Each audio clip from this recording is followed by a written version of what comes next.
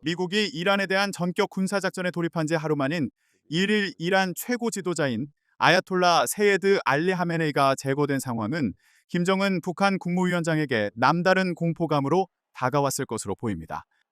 지난 1월 니콜라스 마두로 베네수엘라 대통령이 축출된 데 이어 2달 만에 이란 최고 지도자의 죽음을 목도하며 미국이 북핵 위협 제거를 명분 삼아 자신 또한 참수작전의 대상으로 삼을 수 있다는 위협을 느꼈을 수 있다는 점에서입니다.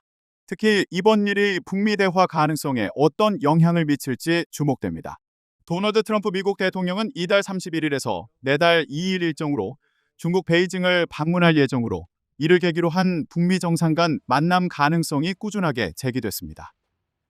당장은 하메네이 사망이 미국에 대한 극도의 경계심을 키우는 계기로 작용해 김 위원장이 북미 대화에 나서기 더욱 어려워진 형국이라는 관측이 제기됩니다.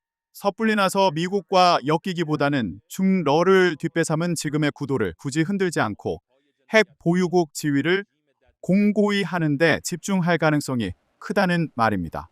핵이 없는 이란이 당하는 상황을 보며 핵무력에 대한 집착도 더욱 커질 것으로 예상됩니다. 이물출 경남대 극동문제연구소 교수는 트럼프 대통령이 언제든 군사적 공격을 가할 수 있다는 인식이 더욱 굳어졌을 것이라며 어설프게 협상에 나왔다가는 정권이 흔들릴 수 있다고 생각해 협상 자체를 위험하다고 생각할 수 있다고 말했습니다.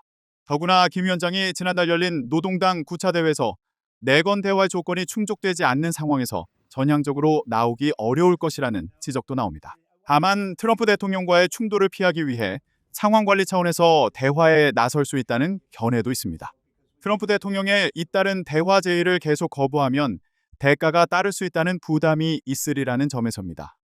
북한은 실제 트럼프 대통령이 취임한 지난해 초 이후 그에 대한 직접 비난을 자제하고 있습니다. 박원곤 이화여대 교수는 북한이 트럼프 대통령을 자극하지 않는다는 것은 그만큼 위협감을 느끼고 있다는 것이라며 계속된 회담 거부에 따른 군사적 공세에 대한 부담이 있다는 의미라고 분석했습니다.